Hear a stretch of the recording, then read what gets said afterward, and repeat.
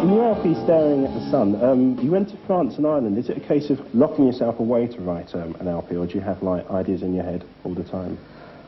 Well, it depends. I mean, Mike and I spent a lot of time in Ireland because, well, a lot of time. We spent about 6 weeks there. It's not as much as the biog. I assume you're getting the stuff in the biog, which is it was a waste of paper, really.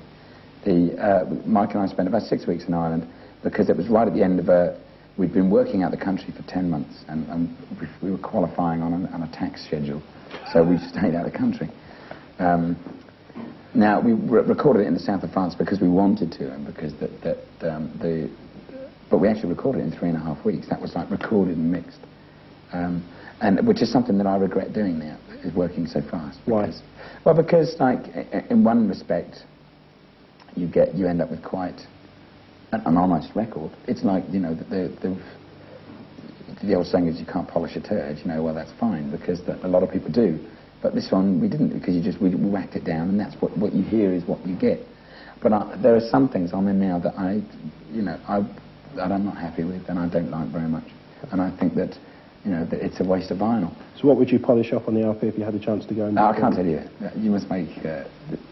you polish it all up, I know what you're thinking. But suffice to say that, like this tour that we're doing here in England at the moment, that we finished January the 25th, will be the last thing that we do for, I'd say, a good 18 months to 2 years. I was just going to say, have you ever been tempted to like take a couple of years off and have a rest? Well, not to rest, no. But what I do want to do, Tony, is make a really great album. You know, and I'm not talking particularly about singles. I'm just talking about making a great album that I think, that because we have such a hardcore of fans that deserve something great, you know, after being with us for such a long time. And I'd really like to make something that, and the way to do that is because we can do it, but we need the time to do it, you know. And what you need, you can't just rush in 3 weeks and hope that what you come out with is going to be the greatest thing ever done. I think what you need to do is you need to take time, and you need to say, well, I've written this, and I've written this, and at the end of the day, you've written 100 things. And out of that 100 things, you can get one terrific album. What about playing in aircraft hangars as opposed... I mean, do you find it as intimate as playing in places like the Hammersmith Odeon, which is slightly... Not at all, and I'm glad you brought this up, because that this is... I mean, we're sat here at Wembley now. I don't know if that's the way you've said it, but we're sat here in Wembley Arena now, and we're doing, like, the whole tour has been an arena tour.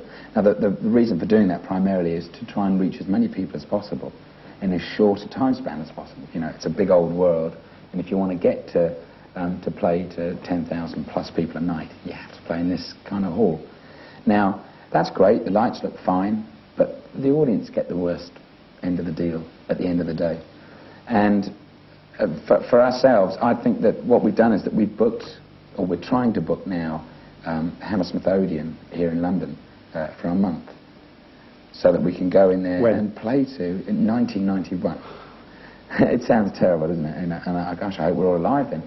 But, you know, if we are all alive, then you come along with the Hammersmith Odeon and we'll have a bit of a party, because the sound and the lights will be terrific. And on the back of a great album too, it should be really worth waiting for.